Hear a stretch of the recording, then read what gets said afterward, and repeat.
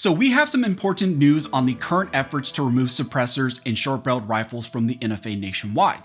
And now in this challenge, 15 states just joined in support of ending the remaining NFA restrictions. So let's break down what just happened.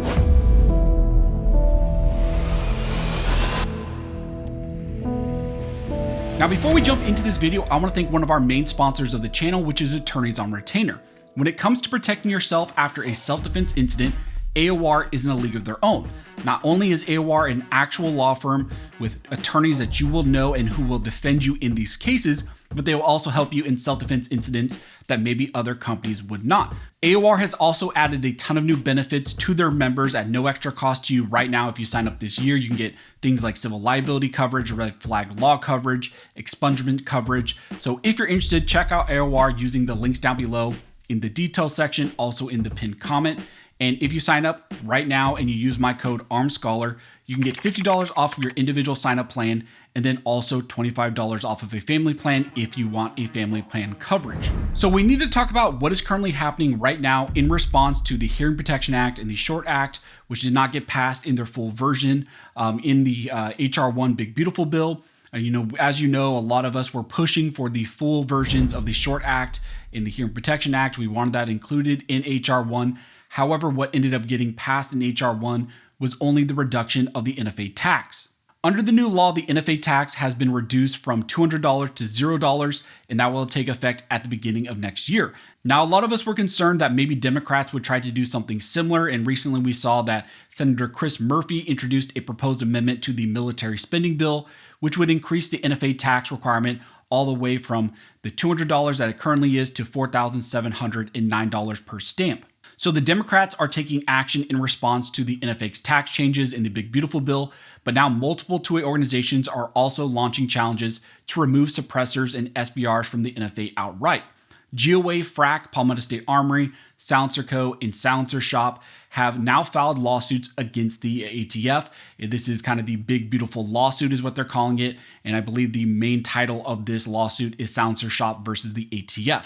Now in this lawsuit, we just got great news that 15 states have joined in support of this lawsuit, so they have signed on as plaintiffs in this lawsuit against the ATF, and they're essentially aiming to remove those remaining NFA restrictions on SBRs and suppressors. The states who joined this lawsuit are Texas, Alaska, Georgia, Idaho, Indiana, Kansas, Louisiana, Montana, North Dakota, Oklahoma, South Carolina, South Dakota, Utah, West Virginia, and Wyoming. Now, of course, I would have loved for more states to be on there. There's some critical states that are missing, but as of right now, 15 states have signed on to this lawsuit.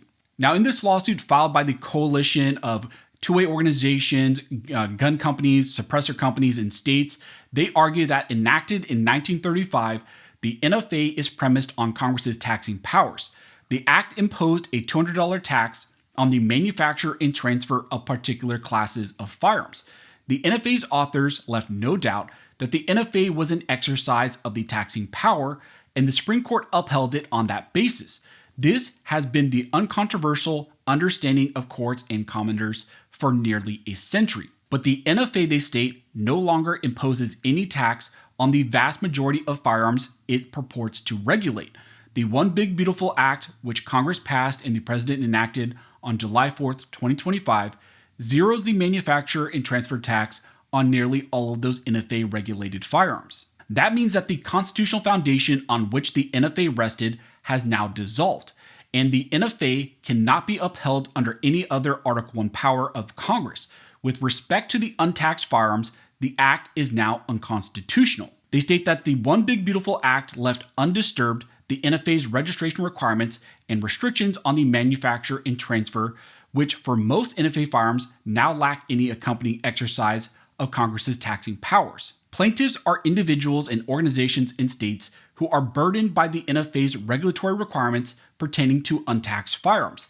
Plaintiffs seek an order declaring that the NFA is unconstitutional with respect to the untaxed firearms it purports to regulate and enjoining enforcement of the unconstitutional provisions. Now, the first count brought by these plaintiffs in this complaint is for declaratory judgment that the NFA's registration and transfer requirements does in fact exceed Congress's Article 1 enumerated powers with respect to these now untaxed firearms, including suppressors and SBRs. In the second count, they asked for the injunctive relief in the form of essentially blocking all federal officials from implementing and enforcing the NFA, and essentially blocking any officers or agents of the ATF or the federal government from enforcing any other registration or transfer requirements under the NFA, because now it would be deemed unconstitutional. In summary, what GOA, the other organizations, the 15 states, and all the other, silencer shop and other suppressor companies, what they're asking for is for essentially a declaration that the NFA's registration and transfer requirements, pertaining to now all these untaxed items like suppressors and SBRs, that exceeds Congress's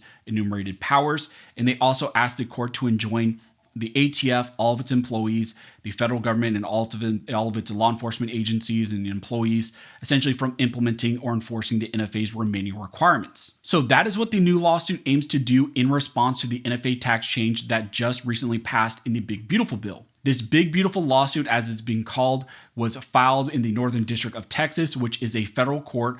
And the 2A cause has done pretty good in that, federal district. We've had a lot of very positive rulings, especially against the ATF in this area. We got the Vanderstock 80%er case that initially we got a big win in the federal district courts there. The mock pistol brace challenge came out of there. The bump stock challenges came out of there. So we've had a lot of positive and good wins in that area. And so that's why this has been filed in the Northern District of Texas. This case, I believe, currently is assigned to Judge Hendricks, and he's made some decisions in the past that the left has not, really loved.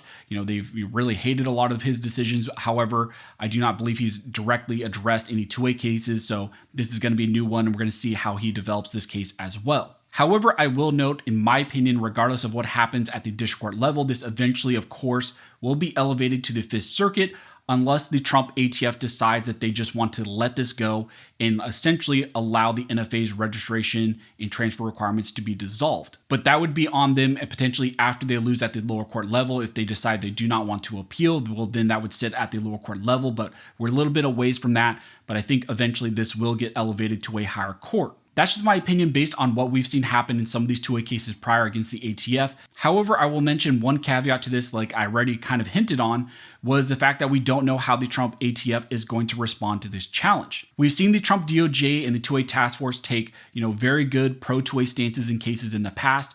However, there have been other cases dealing with the NFA where they still argue for the NFA's registration and transfer, requirements. They say that that is constitutional.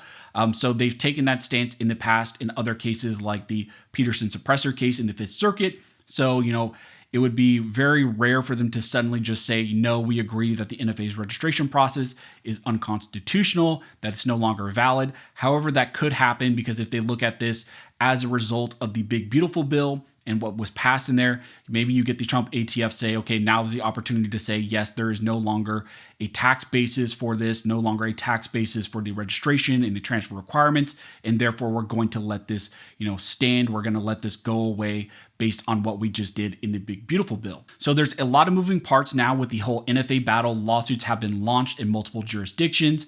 Multiple plaintiffs have joined on to this challenge. And also you're seeing Democrats trying to launch bills to try to increase the NFA tax as well to stop these types of challenges. So that's what's currently going on in response to the Hearing Protection Act and the Short Act and what happened with the NFA tax change in the Big Beautiful Bill.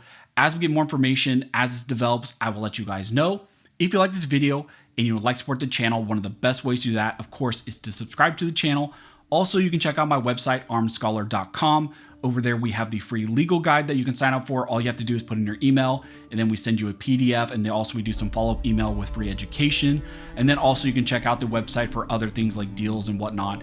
But again, thank you guys so much for all of your support. And never forget, this nation was built by Armed Scholars, and this nation will be maintained by Armed Scholars.